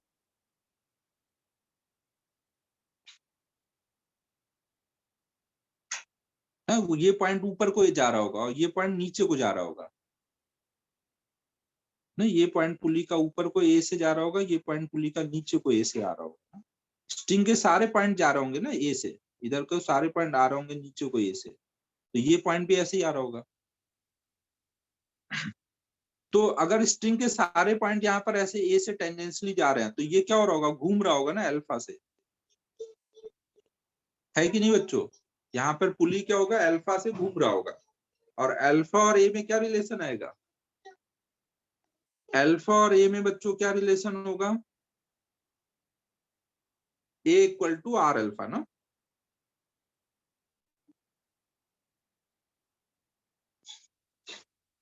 अल्फा एंगुलर एक्सीलरेशन है ना, अल्फा एंगुलर एक्सीलरेशन है और ए टेंजेंशियल एक्सीलरेशन है। पुली ऐसे है ना, जब वो अल्फा से घूमेगा तो इसके हर पॉइंट क्या होंगे? टेंजेंट के लॉन्ग आर अल्फा से जाएंगे। तो स्ट्रिंग के ये सारे पॉइंट क्या होंगे? सब ऊपर को ए से आ रहे हैं, इधर के सब नीचे को ए से जा रहे हैं। तो ये ए क्या होगा? टेंजेंशियल एक्सीलरेशन हो जाएगा। समझ आया बच्चों मैं क्या बोल रहा हूँ? इसमें किसी को कोई दिक्कत?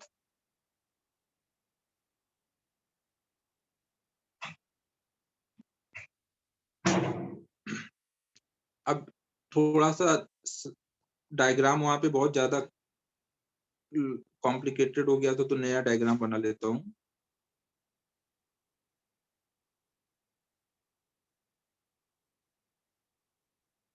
करण बोंडे का डाउट है कि M2 का एक्सेलरेशन ए ही क्यों होगा?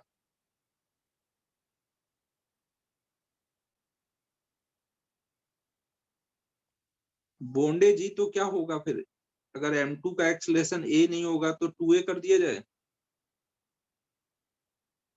आवाज लैग हो रही है क्या?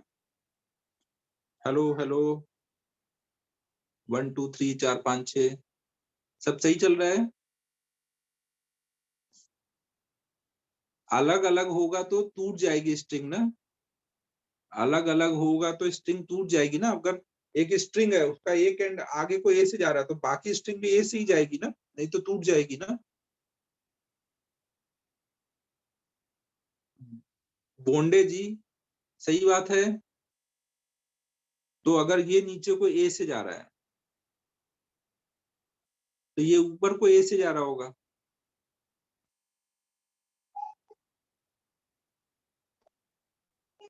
उसका मतलब ऐसा था क्या? नहीं ना भाई, कुछ भी। ये आदित्य जी कुछ भी कर रहा है। ये तो अभी निकालेंगे ना भाई, अभी कहाँ से पूछ लेगा वो। ठीक है। अब देखो, जैसे इधर की स्ट्रिंग है, अगर हमने बोला इधर की स्ट्रिंग में टेंशन T1 है, तो इधर की स्ट्रिंग में टेंशन T1 इधर पुली पे ऐसे नीचे को लग रहा होगा ना। सबको याद है ना, जो भी स्ट्रिंग लोगे वो दोनों एंड पे क्या होगा, अंदर को फोर्स लगाती है ना, दोनों एंड पे। हॉरिजॉन्टल है तो ऐसे, वर्टिकल है तो ऐसे, दोनों एंड पे अंदर को। तो ये एक पूरी स्ट्रिंग है, इतना पार्ट आप पुली पे अटैच मानोगे, और फिर इधर स्ट्रिंग है। तो इस पूरे पार्ट में क्या होगा, इधर नीचे को टेंशन, इधर ऊपर को टेंशन। ऐसे इधर क्या होगा, इधर ऊपर को टेंशन और इधर नीचे को टेंशन।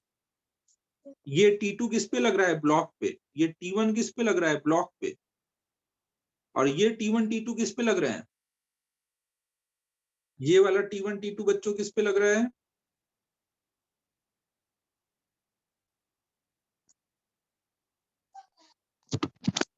ये T1 T2 पुली पे लग रहा है ना।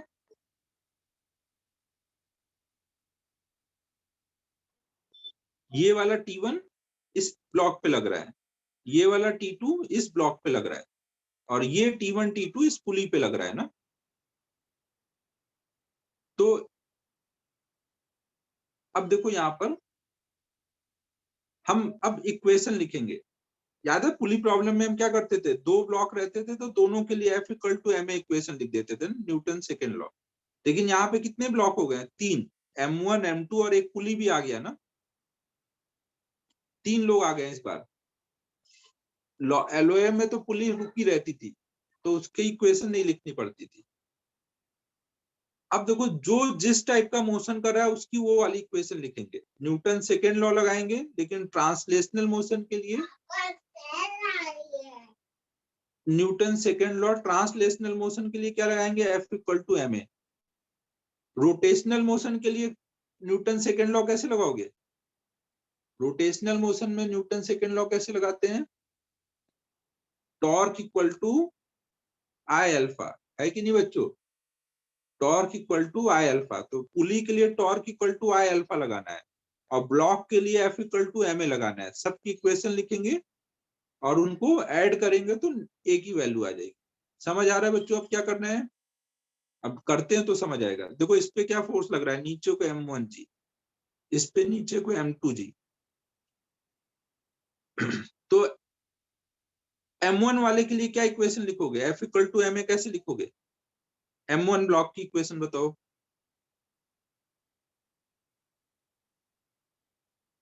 बताओ बच्चों, M1 ब्लॉक हमने माना है कि नीचे जा रहा है A से, तो हम क्या लिखेंगे, ये फोर्स बड़ा है ना इससे, M1G माइनस T1 ना, बराबर M1 इंटू ए।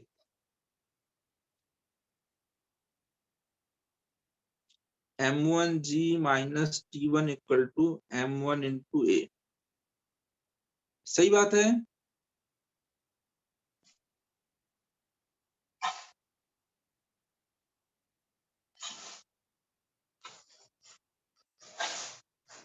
अब इसके लिए देखो, इस पे ऊपर को T2 लग रहा है, नीचे को M2G, और ये ऊपर जा रहा है, तो इसके लिए क्या लिखेंगे,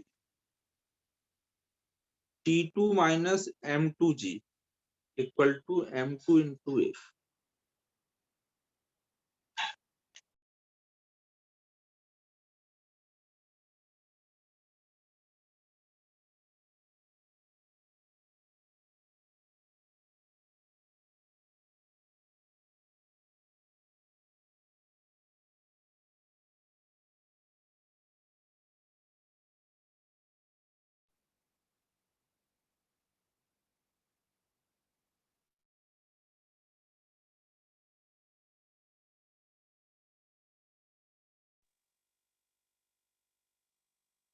यार फोन आ गया था तो म्यूट हो गया था। ठीक है बच्चों, सेकंड वाले के लिए ये लिख देंगे, सही बात है।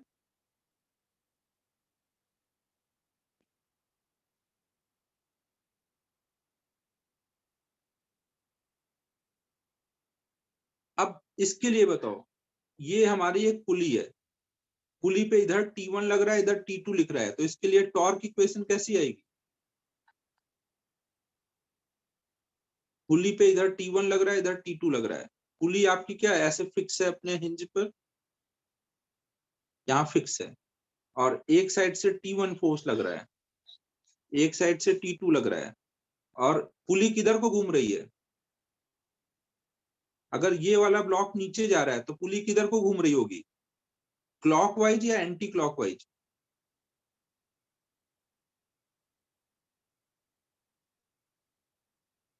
क्लॉकवाइज या एंटी क्लॉकवाइज? क्लॉकवाइज। क्लॉकवाइज घूम रही है, तो इसका मतलब कौन सा टॉर्क बड़ा होगा? यहाँ पे देखो, ये ऐसे घूम रही है, T1 का टॉर्क इसको किधर घुमाना चाहेगा? पुली यहाँ पे ऐसे घूम रही होगी अल्फा से, T1 का टॉर्क यहाँ पे क्या होगा, इसको क्लॉकवाइज घुमाना चाहेगा ना, और T2 का टॉर्क एंटी क्लॉकवाइज, तो T1 का टॉर्क बड़ा होना चाहिए ना, तो आप क्या लिखोगे? T1 का टॉर्क कितना बोलोगे? फोर्स और फोर्स की डिस्टेंस कितनी है? ये T1 यहाँ लग रहा है ना, और ये डिस्टेंस कितनी है? R, तो T1 into R minus T2 into R, यहाँ पे नेट टॉर्क होगा ना।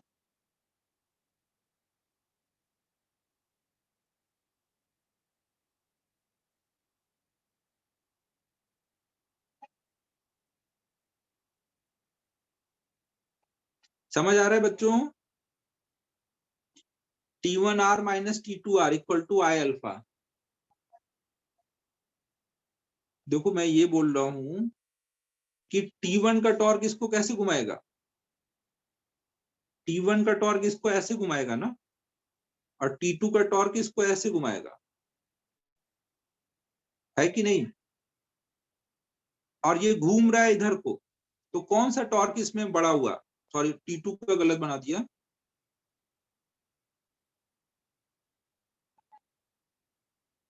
ठीक है, एक मिनट रुकना ना।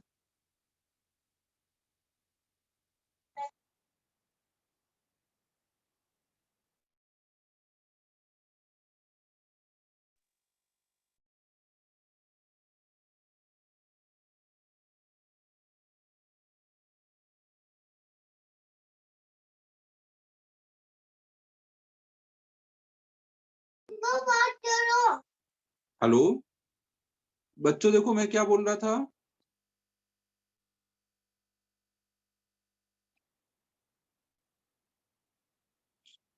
देखो T1 का टॉर्क इसको इधर घुमा रहा है, T2 का टॉर्क इधर घुमा रहा है, और ये घूम रहा है इधर को, तो कौन सा टॉर्क बड़ा हुआ है? T1 का टॉर्क या T2 का टॉर्क?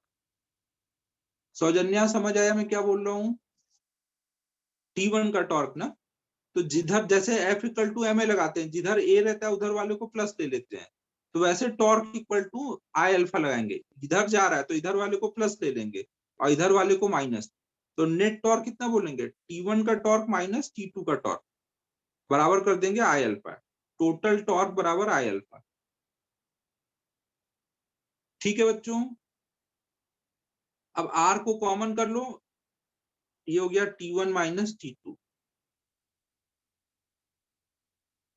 और हमें साथ में ये पता है ना कि A इक्वल टू है यहाँ पे R अल्फा, तो अल्फा की जगह क्या लिख सकते हैं? A बाई आर लिख सकते हैं। R को दूसरे साइड ले जाओ,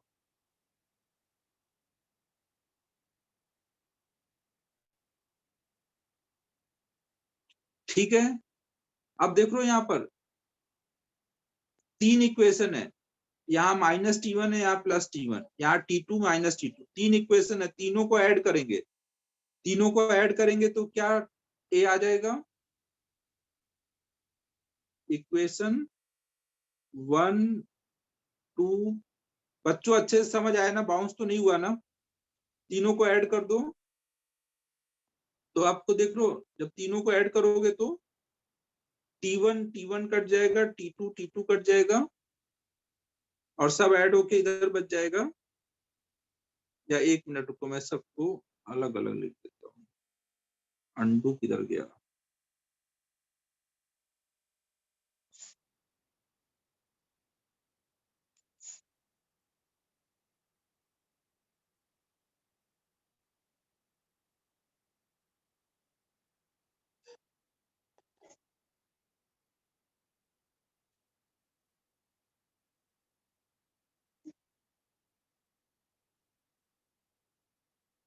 मैं सारी इक्वेशन एक जगह लिख के ऐड करता हूँ ना, m1g minus t1 equal to m1a, t2 minus m2g equal to m2a, और t1 minus t2 equal to ia by r square.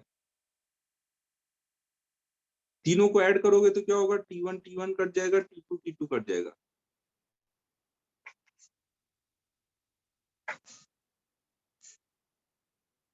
यार वो कीबोर्ड नहीं रखते ना यार इसमें, तो इसलिए बटन ही ऐड कर लिया यार, वो फटाफट हो जाता है उसका।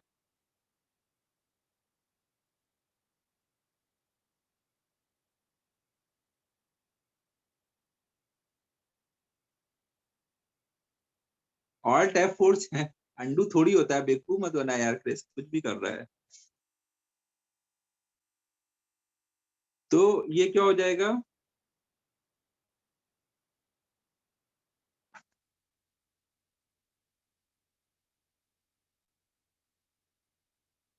अब डिस्क है तो डिस्क के लिए हम लोग आई की वैल्यू डाल देंगे ना, डिस्क है तो डिस्क के लिए आई की वैल्यू डाल देंगे। कितना डालेंगे डिस्क के लिए आई की वैल्यू, ये एक्सिस देख लो कहां से जा रहा है बच्चों, जो डिस्क है डिस्क के सेंटर से परपेंडिकुलर जा रहा है ना,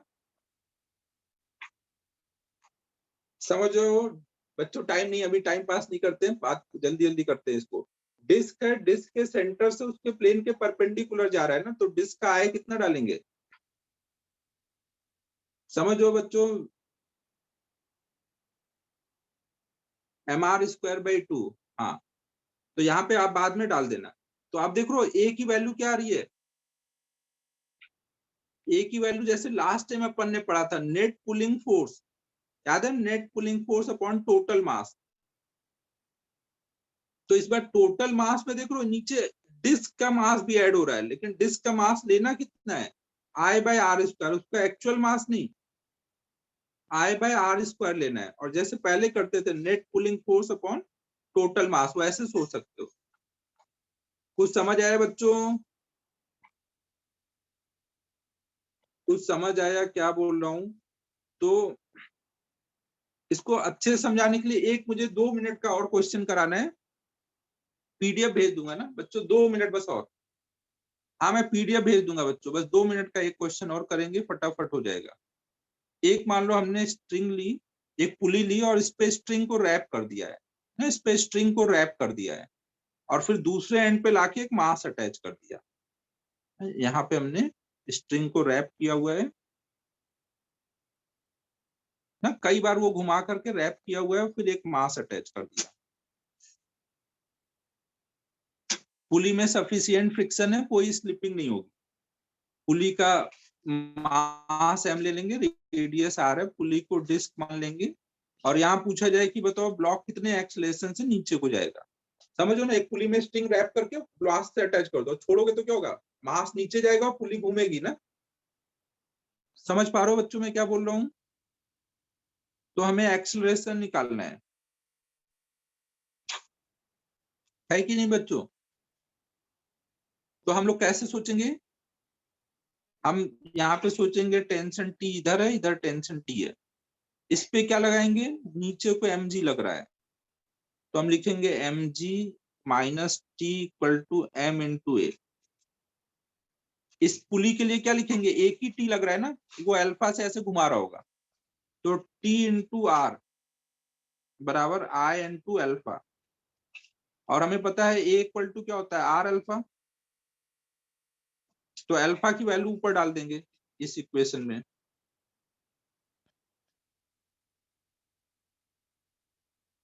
आर को इधर कर देंगे तो टी इक्वल टू आ जाएगा, अब फर्स्ट और फोर्थ इक्वेशन को ऐड कर दो, तो कितना आ जाएगा, mg equal to m I by R square into A. तो ए कितना हो गया,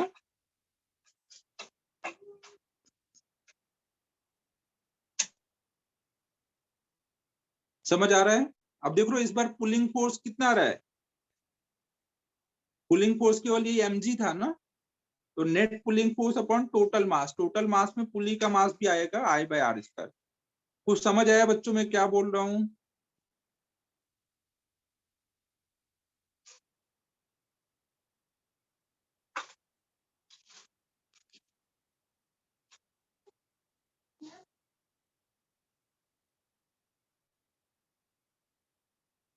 तो अब आप लोग एक काम करोगे, ये जो भी मैंने कराया है ये सब अच्छे से रिवीजन करने के बाद रफ वर्क में एक एक चीज खुद से लिख के कर लेना। एक बार अगर आपने बिना देखे सारा कुछ लिख पा रहे हो तो मतलब आपको सब कुछ क्लियर है और चीजें आपको याद भी हो जाएंगी। अब होमवर्क दे देता हूँ।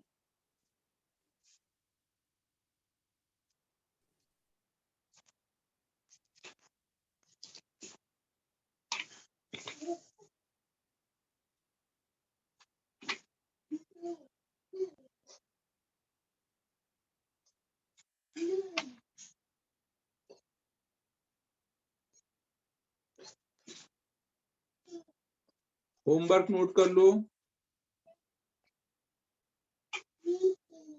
कोई दिक्कत नहीं है। इसी लैग में हम लोग होमवर्क कर लेंगे, थोड़ा ही तो चाहिए। अब इलस्ट्रेशन 14 से लेकर के इलस्ट्रेशन 19 इन टेक्स्ट एक्सरसाइज 3 कंप्लीट।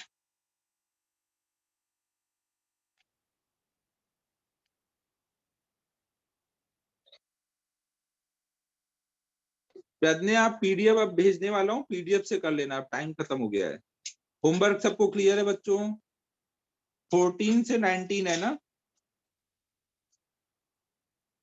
सार्थक? 14 से 19 है ना, कॉमा नहीं है?